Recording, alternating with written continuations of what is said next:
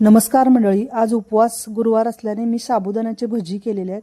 तर त्यासाठी मी 1 वाटी साबुदाणा भिजवलेले घेतलेत, किसलेला बटाटा 1 वाटी घेतलाय, वरीचे पीठ अर्धी वाटी, 1/3 कप शाबू पीठ, 1 छोटी वाटी कोथिंबीर, 1 छोटी वाटी शेंगदाणा कूट, अर्धा चमचा धनेपूड, अर्धा चमचा जिरेपूड, मीठ, सेंदव चवीनुसार, हिरव्या मिरच्या जिरे पेस्ट 2 चमचे घेतल्या। त्यानंतर तेल लागणार आहे आपल्याला, तर हे सर्व मिक्स करून घेतलं, थोडंसं पाणी घालून। त्यानंतर एका कढईमध्ये तेल गरम करत ठेवलं, त्यामध्ये हे भजी थोडे एक एक असे गोळे करून सोडले। ही काळजी घ्यायची आहे भजी करताना, कारण मी परात घेतली आडवी, कारण ते उडतायत म्हणून, आणि त्यानंतर ही काळजी घेऊनच हे भजी केलेले आहेत।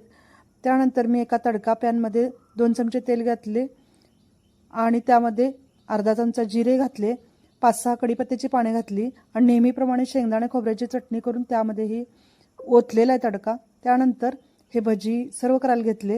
व्हिडिओ आवडला असेल तर व्हिडिओला लाईक करा, नवीन असेल तर सबस्क्राईब करा। धन्यवाद, पुन्हा भेटू।